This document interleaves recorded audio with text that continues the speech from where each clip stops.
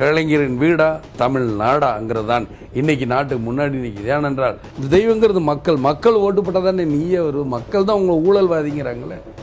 அந்த மக்கள் தெய்வம். நான் அதான் சேலத்தில் சொன்னேன், அந்த கம்சன் அரக்கன் கம்சனை கிருஷ்ணனாகிய மக்களாகிய நீங்கள் அழிக்கணுங்கிற அதுதான் நடக்க போகுது. இவர் மாவலிமன் சொல்லிவிட்டு உடனே என்னுடைய இது அது இதுன்னு பொய்யோட உச்சத்தில் இருக்கார் கலைஞர். அதனால் மாவலிமை அரசனுக்கும் எதற்கும் எந்த சம்பந்தம் இல்லை, யாருக்கும் கதை தெரியலங்க, ஏமாத்துறாரு. இவர் எப்பயுமே சொல்லுவார், தமிழினம் தமிழர்களுக்காக அப்படி இப்படி இனத்தை அழிச்சு.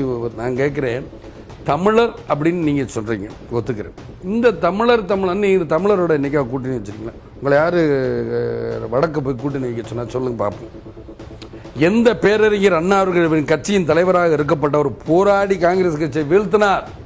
இவர் ஆட்சிக்கு வந்து அவரோட கூட்டணி வைக்கிறார். 80 இவருடைய ஊழல், பூச்சிக்கொல்லி ஊழல், கோதுமை ஊழல் தப்பிக்கணுங்கிறதுக்காக முதல்ல கூட்டணி வைக்கிறார். அதுக்கப்புறம் இன்னைக்கு வரைக்கும் கூட்டணி வைக்கிறார். இவர் தான் இந்திரா காந்தியை அடிச்சு பிடிச்சி சொல்லிட்டார், ரத்தமாக சகப்பு கலர் ரத்தம் வருது, அது பெண்களுக்கு வர வியாதி தானே எப்பயும் பழங்குற சொன்னவர் தான் இந்த சாபக்கேடான கலைஞர் அவர்கள். இன்னைக்கு இவ்வளவும் பேசுகிறார்.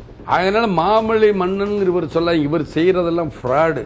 மாநிலத்தில் சுயமாக கொள்ளையடிச்சுக்கிறோம், மத்தியில் கூட்டா கொள்ளையடிச்சுக்கிறோங்கிறார். இதைத்தான் மாநிலத்தில் சுயாட்சி, மத்தியில் கூட்டாட்சி.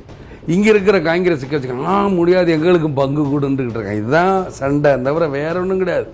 சம்பாதிக்கல கொஞ்சம் கொடுத்துட்டா கம்முன்னு இருப்பாங்க, மந்திரி பதவியெல்லாம் கேட்க மாட்டாங்க.